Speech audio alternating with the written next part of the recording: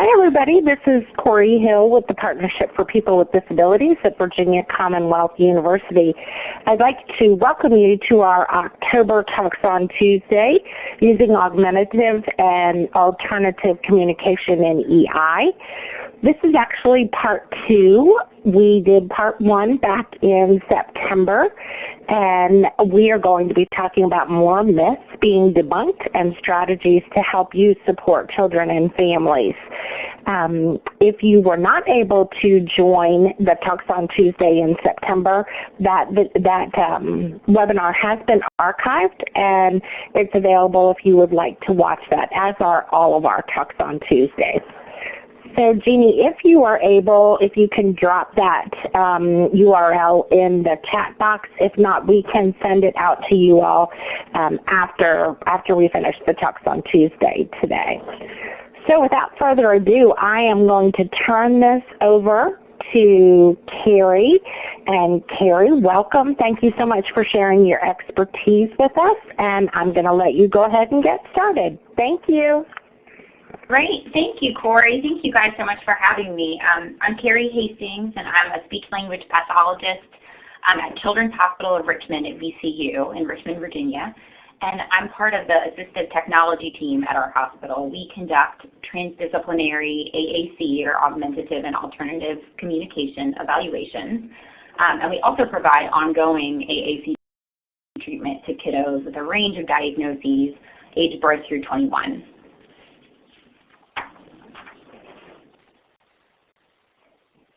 So today we'll start by finishing to dispel some of the common myths about using AAC with toddlers.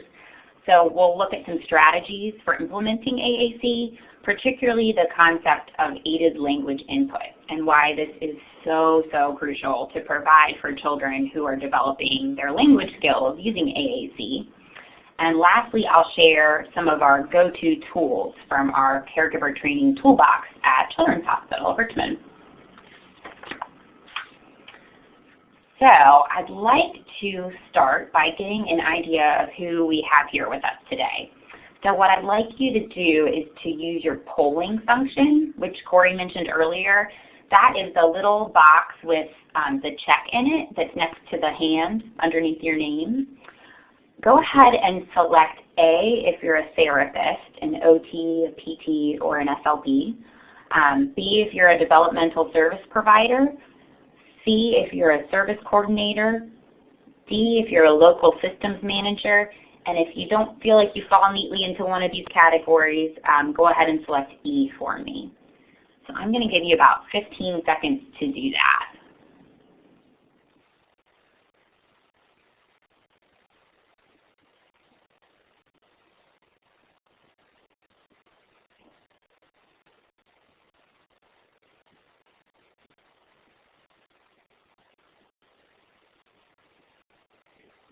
All right, I'm going to give you about 5 more seconds.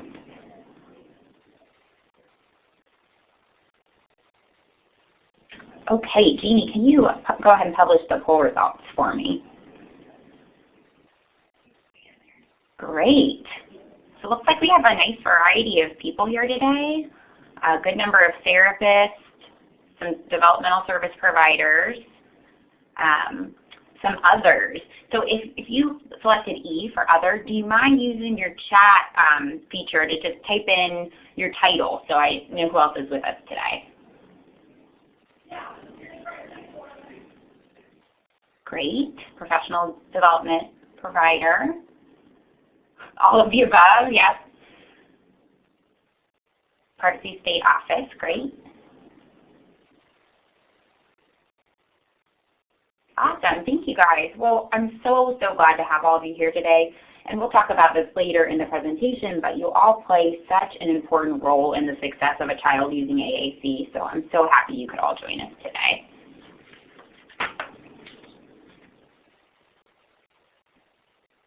All right, jumping right back in. Last month we started talking about several common myths that prevent young children from using AAC. So these are unfounded misconceptions, and many of them have existed for decades. And they prevent people from even looking into the possibility of how using AAC might help them or might help someone they know.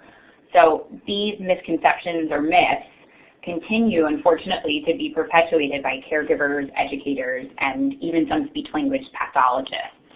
So in the next set of slides, we'll quickly review 2 of the myths which we debunked last month, and then we'll look at why 2 other common myths are simply not true.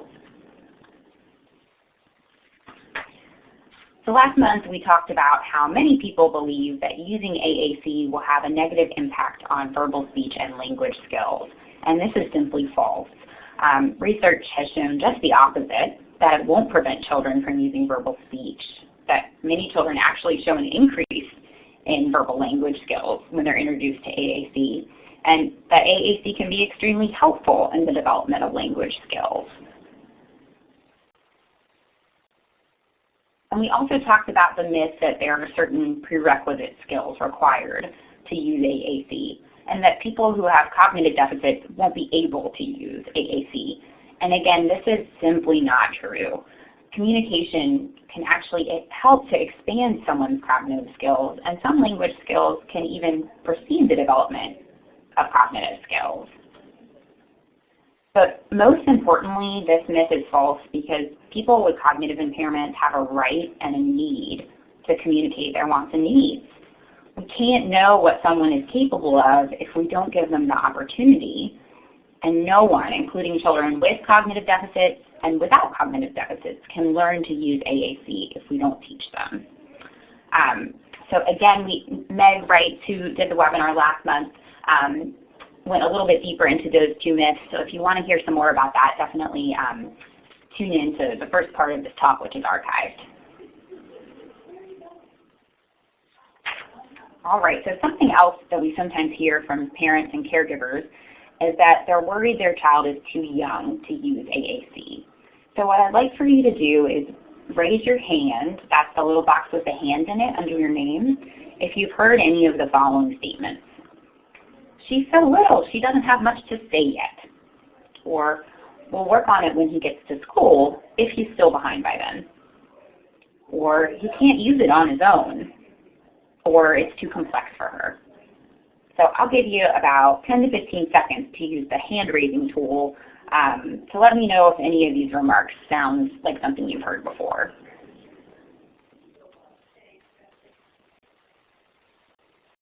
All right, I see lots of hands already.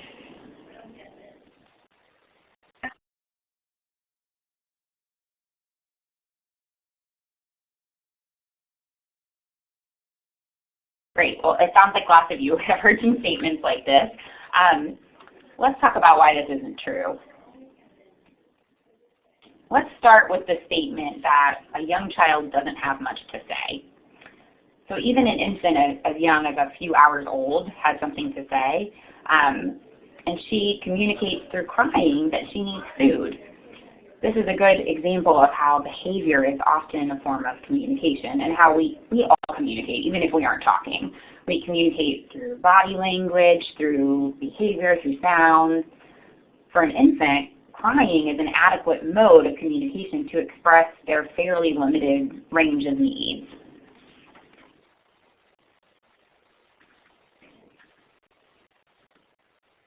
But as a child gets older, their mind expands, and so does their needs. So let's look at the photo on the left. You can't look at this poor little guy and tell me he has nothing to say or doesn't have much to say. Unfortunately for him, we can't be sure quite what that is. Maybe he doesn't like the bubbles, or maybe he wants a turn to blow them, or maybe he doesn't like the person blowing the bubbles, or maybe it's something completely unrelated. We can't know for sure, though, because he's communicating in that same mode of communication as the infant through crying, but the mode of crying is no longer adequate as his primary mode of communication because he just has more to say at this point in his life.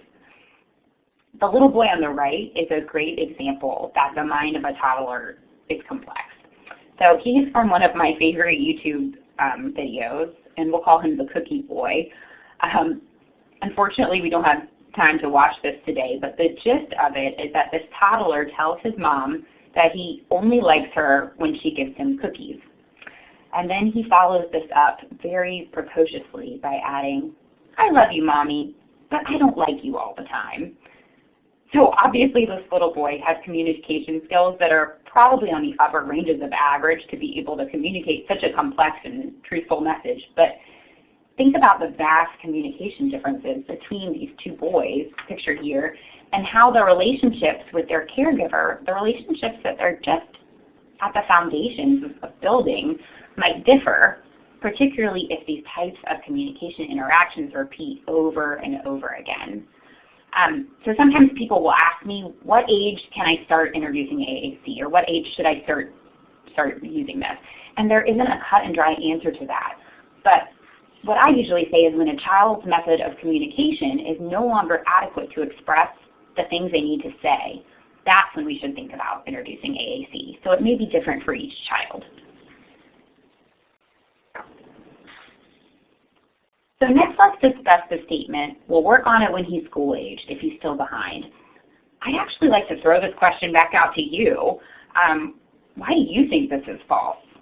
That it's okay to wait till he gets to be school-aged and we'll work on it then if he's still behind. Use your chat box for me to maybe throw out some of your ideas. Why is this false? We'll work on it when he's school-aged, if he's still behind. What do you guys think? So much frustration before school age, yes. Most brain development happens before age 3, yes, absolutely. We have lost a lot of years for progress. Totally agree, Kathy.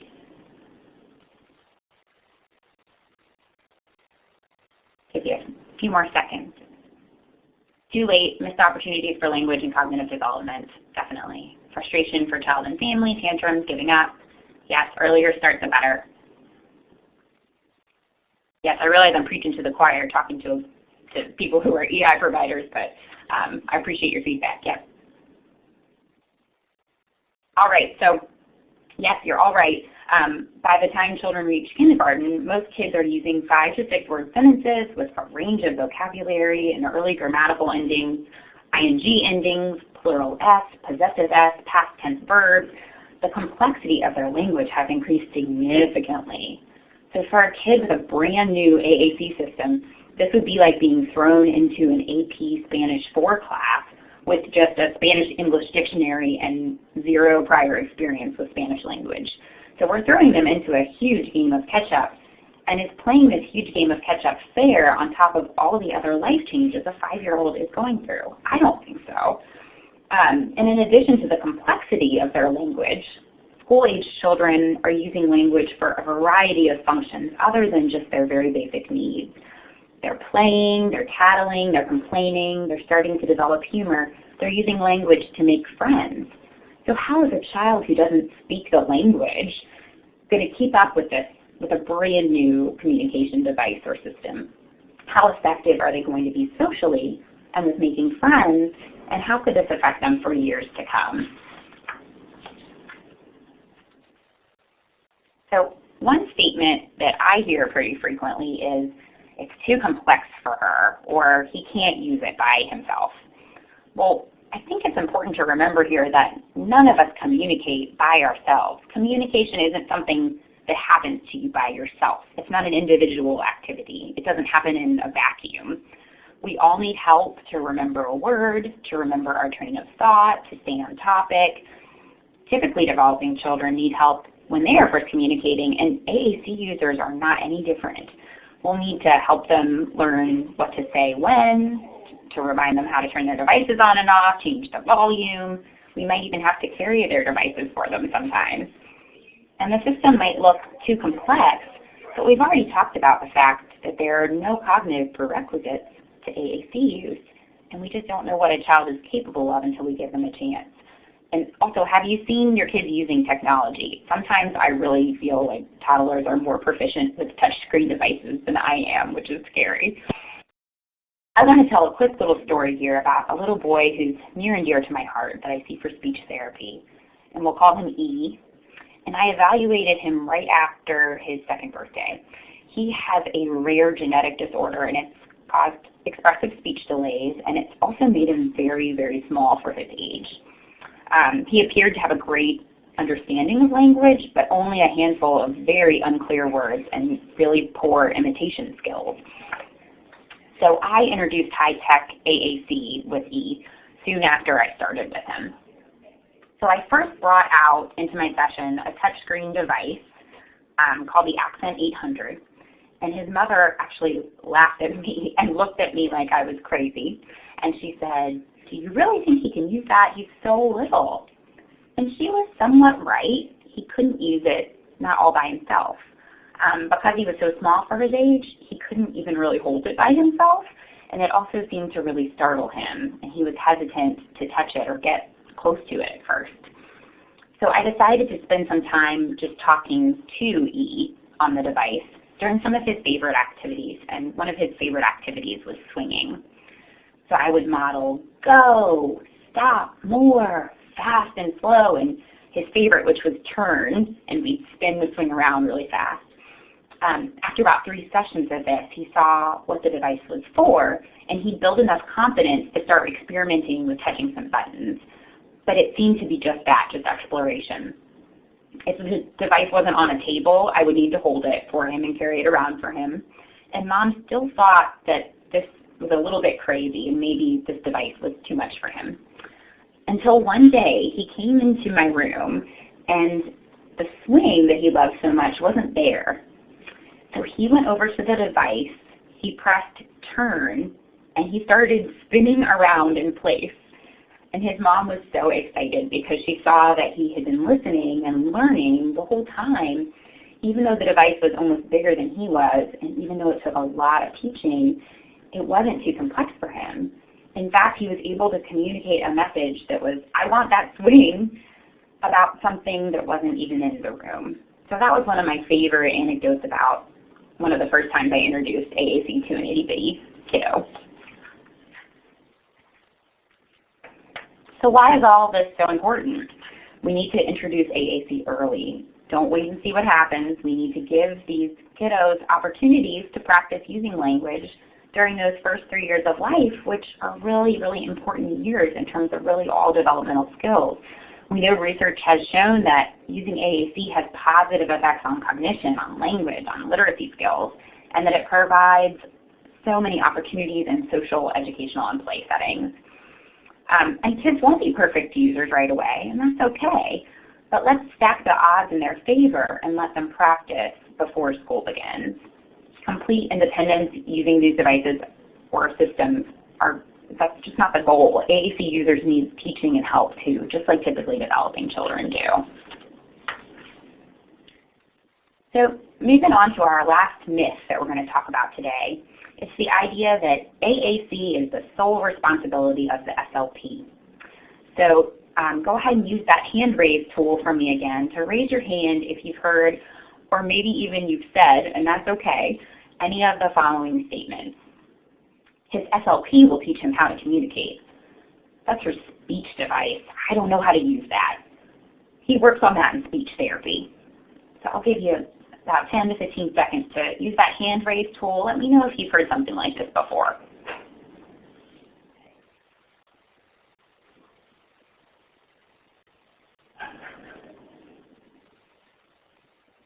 Awesome. I'm seeing a lot of hands up. All right. So let's talk about why this is false. Thank you guys for your participation. So we all know that a team approach is really, really important for a child to be successful. And an AAC user needs a lot of encouragement and needs to be spoken to on their AAC system by everybody in their life. So if a verbal child was only spoken to verbally by one professional or one person in his life, would that child learn to be an effective verbal communicator? No. The majority of the child's communication takes place outside of their speech sessions, so it would make no sense that they would only be taught to communicate during their speech sessions. To put very simply, a child just won't be successful with an AAC system if using the system is only addressed for 30 to 60 minutes once a week, or maybe less. So let's talk a little bit more about why that is. So typically developing children will have been exposed to verbal speech for approximately 4,380 waking hours by the time that they are 18 months old. So on the later range of when we might expect to hear their first words. We know that children need exposure to the language that they're expected to use in order to communicate with that language. So let's think about a child using AAC. They need exposure to someone else using that system in order for them to learn to use that system. So if they only got exposure to someone else using AAC for 20 to 30 minutes a week, how long do you think it would take them to get that same amount of exposure that a verbal child gets before we expect them to say their first word? So I'm going to ask you to use your polling tool. That's the little box with the check in it that's next to the hand, to give me your best guess. For a child using AAC to gain that same amount of language exposure from someone using their device, if the device was only used for 20 to 30 minutes a week, it would take that child A, 5 years, B, 26 years, C, 47 years, or D, 84 years to gain the same exposure as a typically developing 18-month-old. So go ahead and use your polling feature there to let me know what you think. I'll give you about 10 seconds.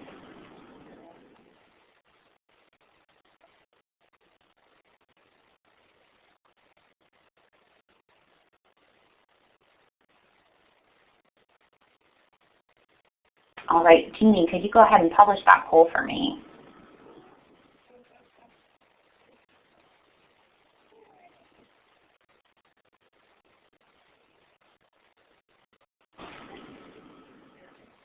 Hang on, Carrie. Let me see if I can do that while Jeannie might have had to step away for a second. Just a moment. Okay. There we go. Thank you, guys. All right, let's take a look here. It looks like the majority of you said C, 47 years. And right after that, D, 84 years. We had a few people say B, 26 years, and one person say A, 5 years. So if someone using a different symbol set, our AAC users, only had exposure to this system being used for 30 minutes per week, it would take D 84 years to have the same experience with this symbol set that the typically developing child has with oral language in the first 18 months. So unless we want it to take more than 3/4 of a century for these children to produce their first words on their AAC system, we need them to have constant exposure to the use of their language system.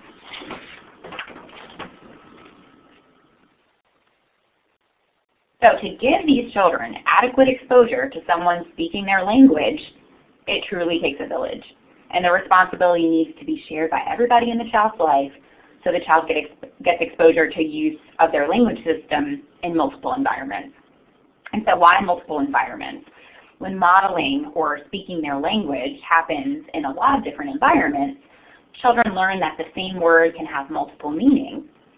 Go can mean it's time to go, or I want to go, or it can mean let's go down the slide, or it can mean little brother needs to go away. But moreover, a child needs to be able to communicate outside of therapy, so everyone needs to encourage the child to use the device and to give that child some help. And decisions about device use need to be team-based. Who's better to know the communication needs of the child than the adults who are around that child all day? So even though the SLP may be considered the expert, really the biggest expert in the child is the parent. So it needs to be a team decision when we look at figuring out the goals and needs of the AAC user. All right, so who do you think is part of the AAC team? I'd like for you to use your chat box, and let's see if we can name all of the team members. Go ahead and type who you think might be part of the AAC team, in the chat box for me. Child care providers, absolutely. Parents, yep.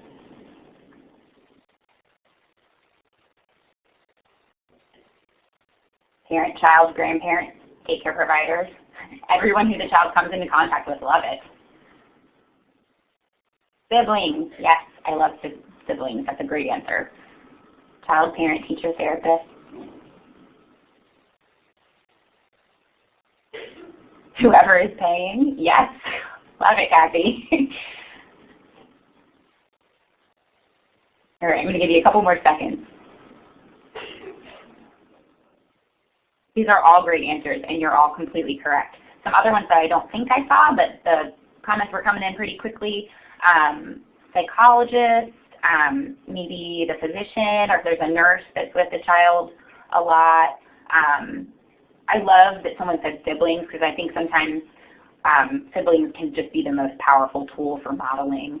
I've had some ABA providers who have been really great with implementation of AAC. Yeah, I think we really got all of them, really anyone who's involved in the child's life. All right, so I'm going to name some different responsibilities. And what I'd like for you to do is to use your pointer tool and drop your pointer into this Venn diagram to indicate who you think each task falls to, the SLP, other team members, or both. So here's the first one we'll look at: orienting the family and the AAC user to the device and teaching how to interact and model communication with the device. Go ahead and use that pointer tool and drop into the Venn diagram who you think this responsibility falls to, the SLP, both, or other team members. And the task is at the top: orienting family and child to the device and teaching how to interact and model communication with the device. Great, I'm seeing lots and lots and lots of pointers. This is awesome. Okay, I'll give you a few more seconds. Great, thanks everybody. So you're all partially correct. Initially, this is the responsibility of the SLP. But depending on the initial comfort level of the other team members, they can be helping with this too, with helping with that orientation and teaching. And as time goes on, it really does start to be the responsibility of everybody. But initially, I would say this is the SLP's responsibility, moving on to being a shared responsibility later on. Let's try another. Programming, vocabulary, and device maintenance. Let me know who you think should be in charge of this using that pointer tool.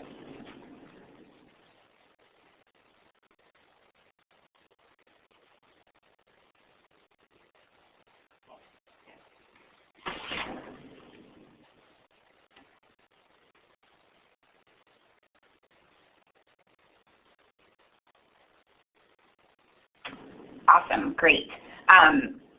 So same deal, I would say initially the SLP, but as time moves on, this is going to be such a shared responsibility. We really, really want the family to feel comfortable doing a lot of the programming of the vocabulary and the device maintenance, because they're the ones who are with the child all the time.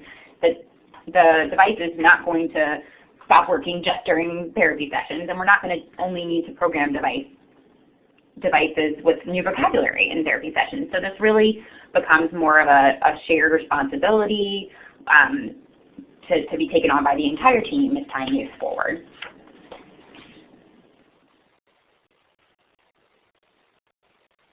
All right, and we'll do one more of these.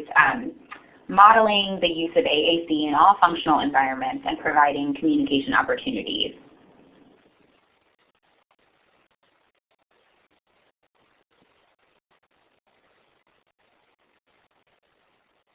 And Kathy, I'm seeing some of your comments in the chat. You're absolutely right. Families should definitely help with a lot of the programming. That's so important.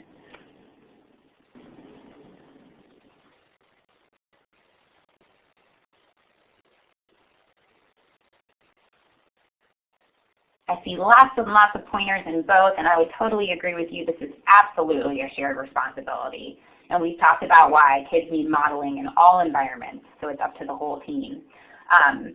And lastly, I'm not going to have you use the Venn diagram for this last one, just because we need to move on from this part, but identifying challenges for the AAC user and partners, including new vocabulary that's needed.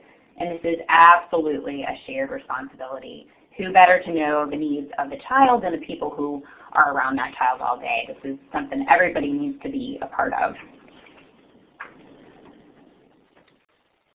So as you can see, the majority of those responsibilities eventually fall to the entire team.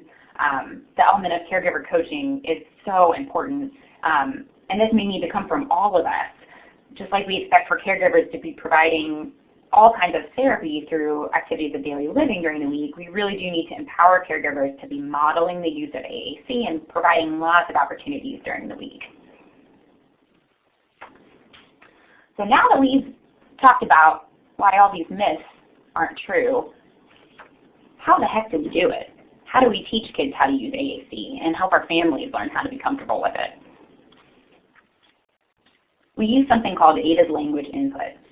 And here's the problem we're trying to solve by using aided language input. Like we talked about earlier, most people learn the way they're supposed to communicate by hearing, by receiving thousands and thousands of hours of input of verbal language throughout the first few years of their lives. But children who are expected to communicate through aided language, or AAC, are constantly exposed to this same input, verbal speech, which is not the language in which we're necessarily expecting them to communicate. So it's a lot like speaking to a child in English and expecting them to magically speak Chinese. Now that doesn't mean we should stop talking to these children verbally, but we need to change our input a little bit.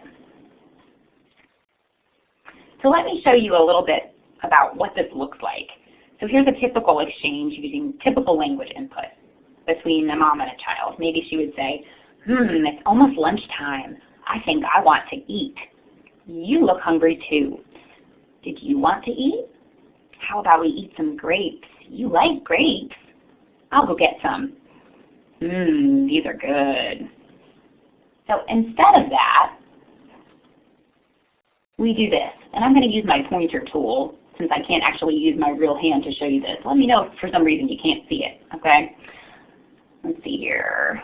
Technology. All right. So my pointer's on this board here. So we would say, it's almost lunchtime. I think I want to eat. You look hungry too.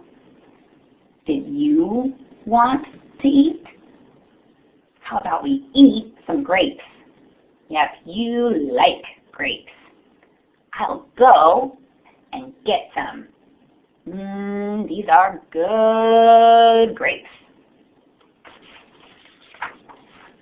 So when we use aided language input, we're basically pointing out the words on the child's system as we say them. We still communicate with the child verbally or the way we typically would, but we point out and use some of the words on their device as they come up in our verbal speech. And you'll notice I didn't do that quickly. I was very slow, and part of that was because I was dragging the mouse around. But it's okay if it takes you a little while to find those words, because it's going to take the child a little while to find those words too. And it just gives them a little bit longer to process. So don't worry if you go slow, that's okay. And when we do this, we're assuming that language learning for a child using AAC happens in the same way that it does for typical language learners. And when we use aided language input, we aren't trying to get our child to talk.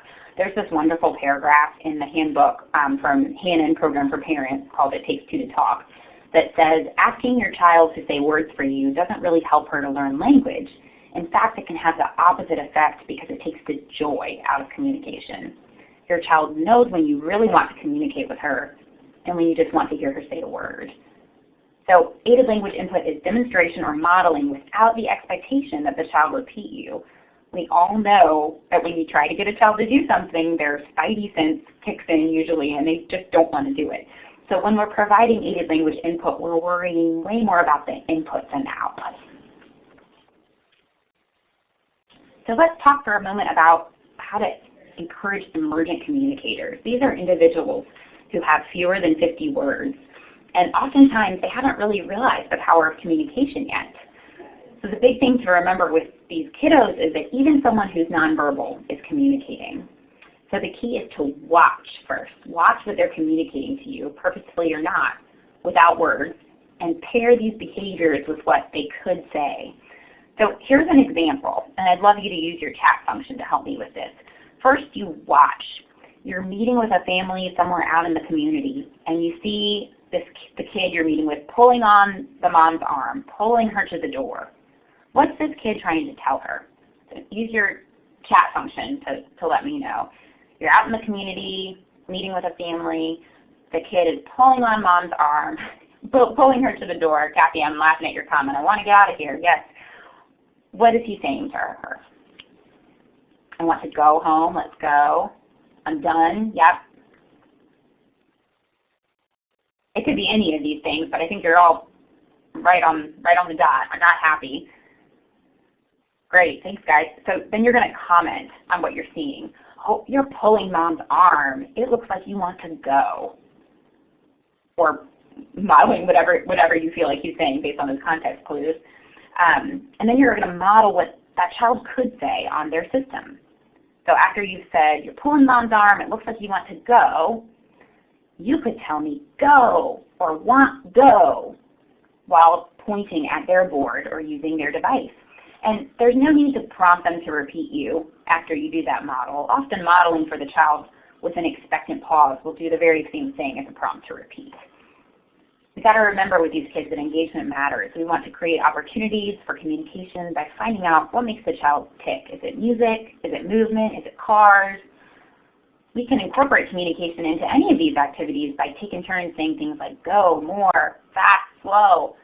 And when we're thinking about engagement, we want to remember to consider sensory activities, which are highly motivating for a lot of these kids who may have multiple disabilities, maybe complex bodies, unmet sensory needs. There's a lot you can say when you're on a swing, when you're riding a bike, when you're using Play-Doh or putty. And once we find these activities, we want to repeat, repeat, repeat so these kids get lots of practice. Then once the child has the routine down, we're going to sabotage that activity to create opportunities for the child to communicate. So once we've done quite a bit of bubble blowing, the bubbles are closed real tightly. We might need to say open them. We might need to tell someone to open them. Or the platform swing that we usually use is on the ground instead of hanging where it should be. Now we have a chance to say up or put up. And remember, the first time you sabotage the activity, you're going to need to show the child a way out by modeling what they could say, or otherwise you're going to end up with one frustrated kiddo. We're going to want to use think aloud strategies. This is just when we say our thought process aloud to show the child what they could say in a situation. So we might say, those bubbles look like they're closed tightly. I wonder if you might need some help to open them, while pointing out the words help and open on the device or system. I wonder what we should do. The swing is on the ground. I wonder if we should put it up. And we're going to want to use errorless learning techniques. And this just means you respond to anything the child says with their AAC system, even if you think it was an accident or that they're just pressing buttons or touching their board. This is how you make communication meaningful, and it's a great way to teach new words. So if a child says stop on the swing when you know they're really enjoying it, you would stop the swing anyway and say, oh, you said stop. I stopped the swing. So one of my favorite examples of this is my little friend in the picture here. We'll call him Kay. His mom is wonderful and has given me permission to use his picture while I tell you guys the story. He's obviously a little bit older in this picture. I just recently took it. But I introduced AAC with him when he was 2. He has autism and only had about 10 word approximations, which were really inconsistent. And one of his favorite toys is the pirate ship on the table. And it plays a lot of fun, piratey music. So I kept modeling dance on his device, and then Mom and I would dance. And Kay got such a kick out of this, and he really, really enjoyed directing us to dance and then to stop and being in charge of that. Well, on the same page as some of the words we were modeling were a lot of other verbs, and Kay started exploring these verbs. So during the session, he inadvertently told his mother and me to clap, to sleep, and lastly, he told us to pray. And he knows what all these words mean now and where they are because he got such a kick out of us doing all of these things on command, and he told us to do them over and over and over. So I just love that story with Kay, and whenever I think of errorless learning, I think of Kay telling me and his mom to pray on command. It's quite a fun session. The next strategy we'll talk about is waiting. We have to give a chance for the child to initiate and to talk, and if we're talking the whole time, they don't have a chance to do this. So once you set up your play routines and once you sabotage your play routines, you need to wait in a way that's engaging and motivating. But waiting is such an art, and if waiting is an art, Dora is the Michelangelo of waiting. Has anyone ever seen Dora wait? She waits for like a full 30 seconds sometimes, to the point where all the adults in the room are like, Dora, move on. And Dora's sitting there with her arms crossed, still waiting patiently. But the truth is that the power of a pause can work wonders. If you don't wait long enough and you continue to prompt, you're stealing a communication turn away from a child. And if you continually prompt, you may be prompting right as that child was getting ready to take a turn.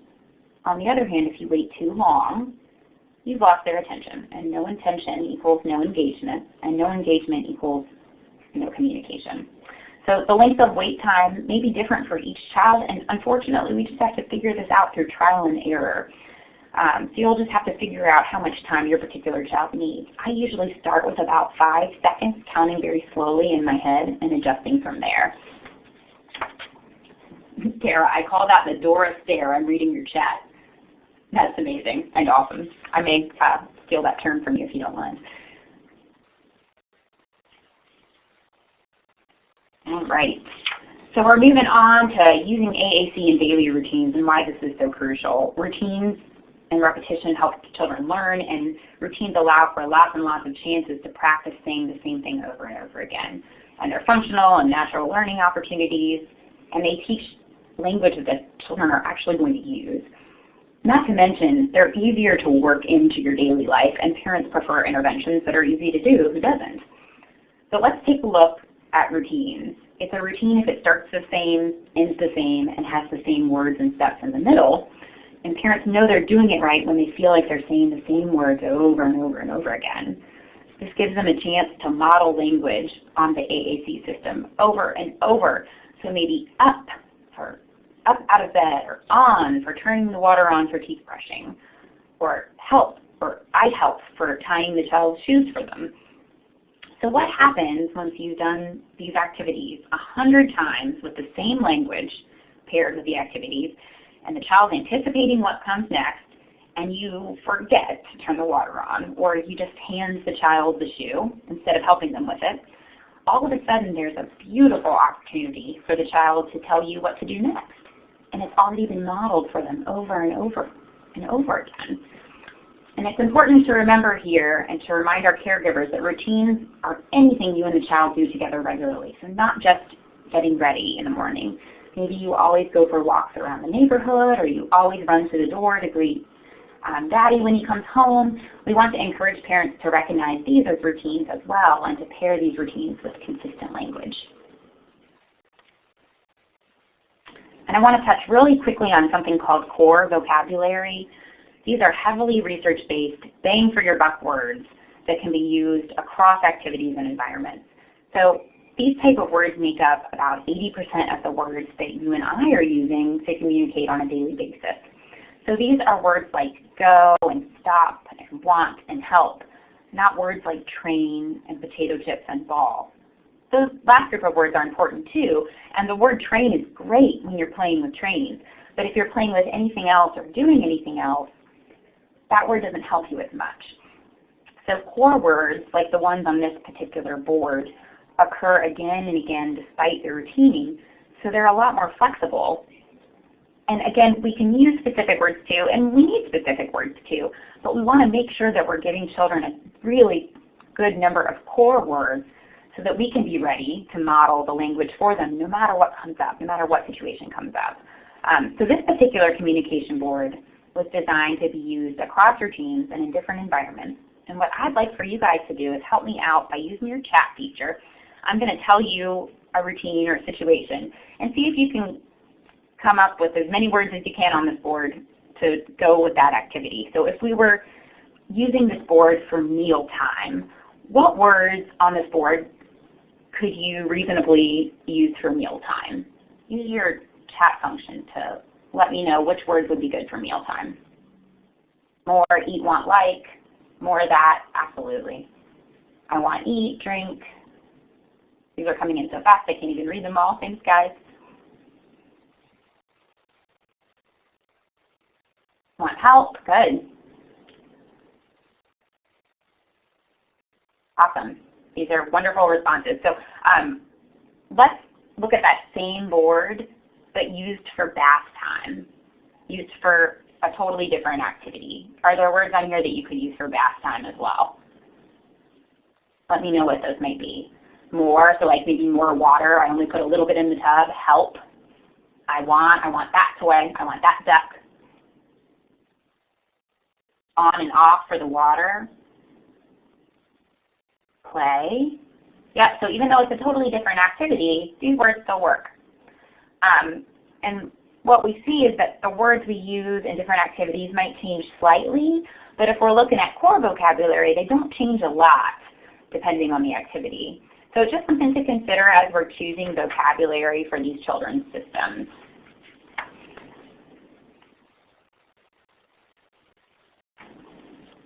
All right, so we know caregivers are busy, and sometimes the idea of doing therapy outside of therapy sessions sounds really intimidating. So we've found that supports for parents have to be structured, they have to be easy to use, and that they have to be used frequently at home in order for the supports to feel successful for the parent. So I just wanted to share with you some of the resources that we've developed at Children's Hospital of Richmond that we've found to be really successful for parents, and all of these resources are available in your handouts.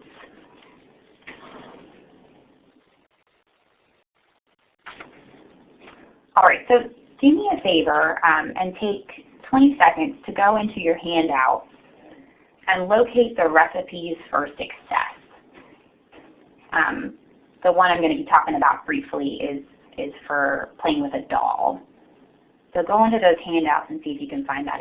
If you can't find it right now, no worries. You can just look at the one I have up on the slide, but I just would like for you to know where they are. Oh, thank you, Jeannie. Jeannie just put the link into chat.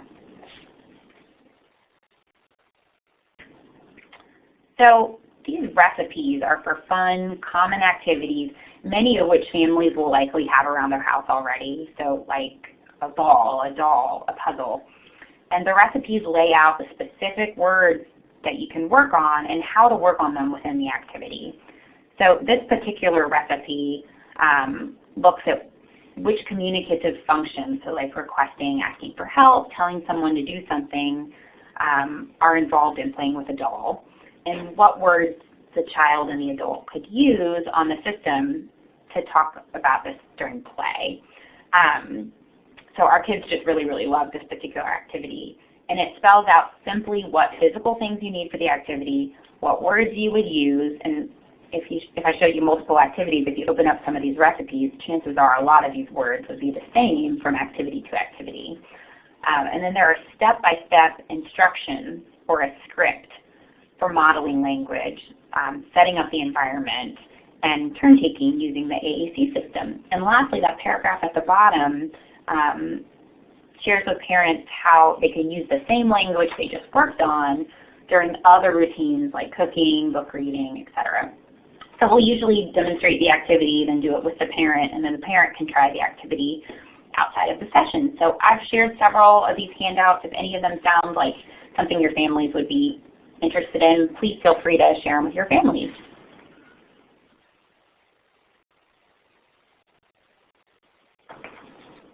So if you have a family who really, really loves books and does a lot with them, this might be something to share with them if they have some of these books around the house. Our AAC library books are just popular children's books that we've adapted by just gluing or taping symbol sequences for core vocabulary words, like I spoke about earlier, inside in strategic places so that they can be modeled during book reading. And you can see some of those symbols at the bottom of the page there. The symbols are actually for the parent, not for the child, but they're cues or reminders for the parent to know which words to model when on the child's system. So this might be something to show your parents, because if reading books is part of their routine, this might be an easy way for the parents to bring AAC into that routine. And many of these books are common ones that families may have. These particular symbols are from the LAMP software, but you can make something very similar with BoardMaker or whatever symbols you happen to be using. So I've attached these symbols in your handouts for a number of age-appropriate books if you think a family might like to adapt one of their books.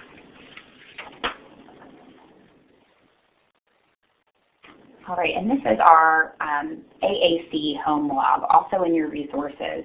And this is just a form used to provide instruction and direction for caregivers to carry over strategies used during the session. So this would be a great tool for joint planning, for deciding with the family how they're going to target device use during the next week.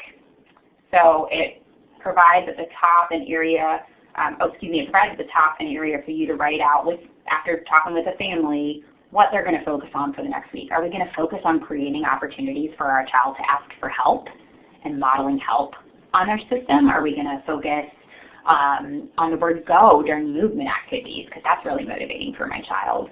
And then at the middle to bottom area, it provides an area for family feedback. So we know what to address during that next session. What went well? Where do they feel like they need some extra help? So again, this is in your handouts if you'd like to use it with any of your families. We have a range of handouts, some of which we've borrowed or adapted or created ourselves. And these range from ways to use specific devices as simple as a single switch, to higher tech devices for activities, to scripts for targeting initiation, and we'd be happy to share any of these with you. There's a list of all of our handouts that we use frequently in your handouts, and my email is listed at the end of the presentation. So if you see anything that you're particularly interested in, feel free to shoot me an email to request any of those specific handouts. I didn't want to include all of them because I didn't want to just completely overwhelm all of you, and I didn't know which ones might be of interest to you guys. So please feel free to shoot me an email and I'll shoot those right over to you. And lastly, we want to give families plenty of time to watch us, but we found, and I'm sure that most of you share my opinion on this, that most families learn a lot better by doing. So we often invite the parent maybe to watch an activity once, then join in the activity, and then to lead the activity. Although sometimes caregivers just don't really feel comfortable with this and feel a little bit nervous about modeling language in front of us. So something we've done recently is we'll have them take a video of themselves using the device or using the system with the child outside of the session to show us how it's going.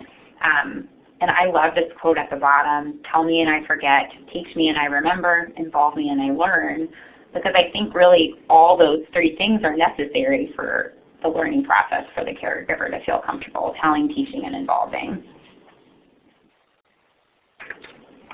And I'll just leave you with these two quotes, which I love. I love the one on top because language is a gift. We need to give that gift. We need to give these children a way to communicate, and we need to teach them and talk to them in that language and then do it again and again and again. And we need to start early because we don't have anything to lose and we really have everything to gain.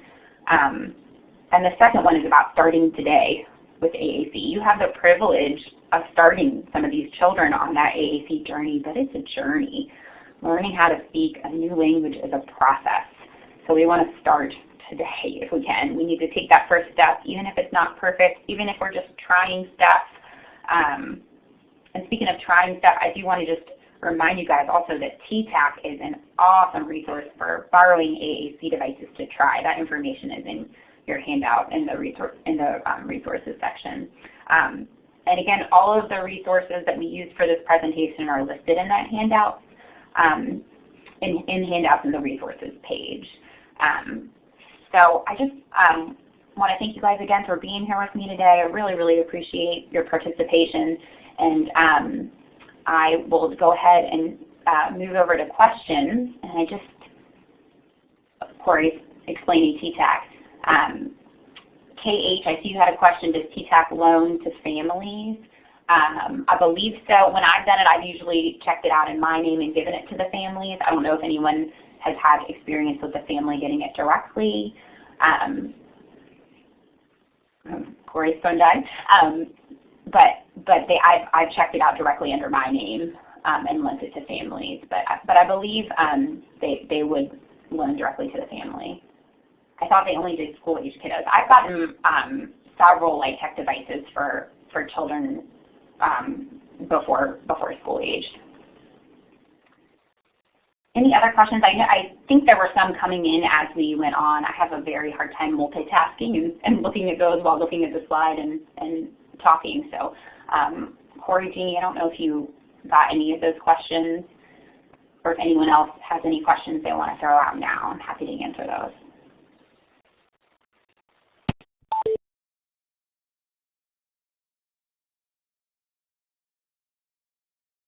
Okay, do you increase your SLP services for a couple of weeks to see the child more often when introducing this for the first time? I think that's a great idea if you're able to do it. Unfortunately, in my particular model, we are not able to do that. But I think that's a great idea if you're able to do that. I think also just really spending that first session empowering the parent to learn how to do that modeling and giving them some very, very specific ideas of how to model some of those words that you've included, just to make sure the parent is really on board from the beginning and feels comfortable from the beginning. It's so, so important. So in a perfect world, yes, I'm sure I would love to increase my SLP services during that initial part, but I think training that family right away is so important.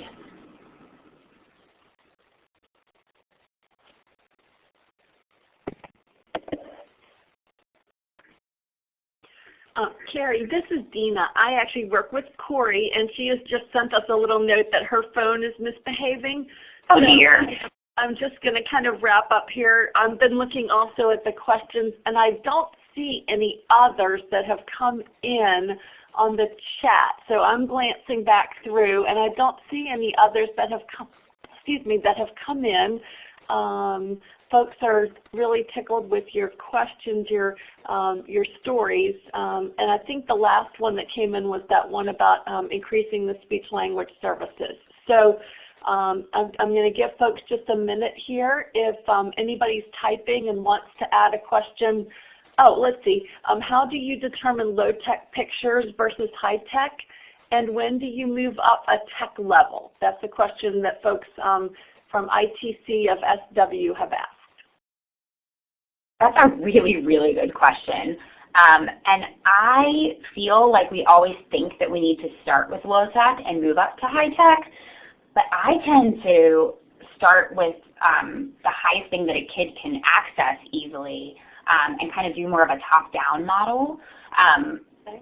Because I find that a lot of times the symbol doesn't matter quite as much as the location of that word on a board or on a device. We want to make sure we keep all of those symbols in the same place so that the child can start to develop a motor plan. Right. And I can definitely talk to you more about that too if you want to email me. But I feel like that child will learn what that word is no matter what the symbol is just by your response to them when they touch that word or press that button on the device. Okay. Well, and it seems like KH's question, which is maybe somewhat similarly related then, is you always want to start with a core vocabulary or what's maybe more motivating to a particular child? Sure. I think I tend to start with more core vocabulary because even if what is motivating to them is a French word or one of those specific words, there are usually a lot of core vocabulary words that we would use to talk about that toy. So if it's train, let's think about what we're doing with the train. We're making it go, we're making it stop, we're making it go fast. Really, most of the words that we use about the train are those core words.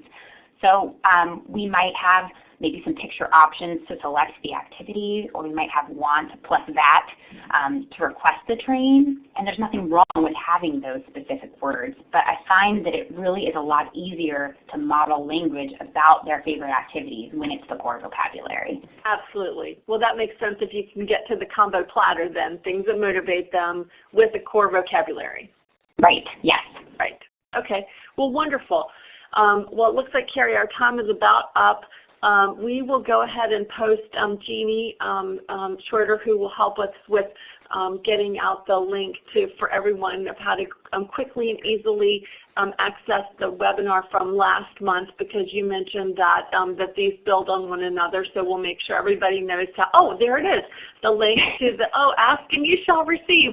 That's the archive right there for the September Talks on Tuesday, which is really a wonderful precursor for today's conversation. Today's was perfect all by itself, but if you want to go back and have an opportunity for that background information, then that would be a wonderful one to listen to as well. So we are so appreciative of your time and expertise today. I have learned so much during today's session. We really are so grateful to have you have joined us.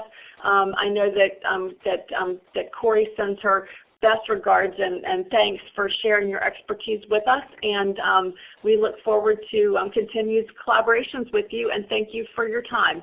We will close up our webinar now. Thanks, everybody. Have a great afternoon.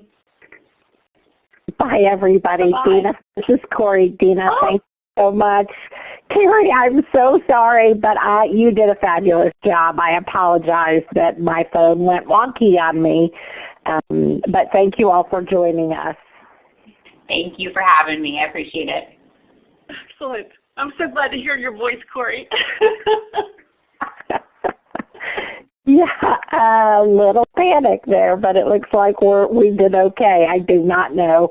And I have a landline. I don't know what's going on with my landline. So anyway, Carrie, I see that people are checking out. So you just did a fabulous job. It was wonderful. Thank you so much. Thank you guys so much. I really appreciate all your feedback. And I think I told Corey, after everyone had signed off last time, that this presentation makes the presentation we gave before look like a kindergartner's presentation.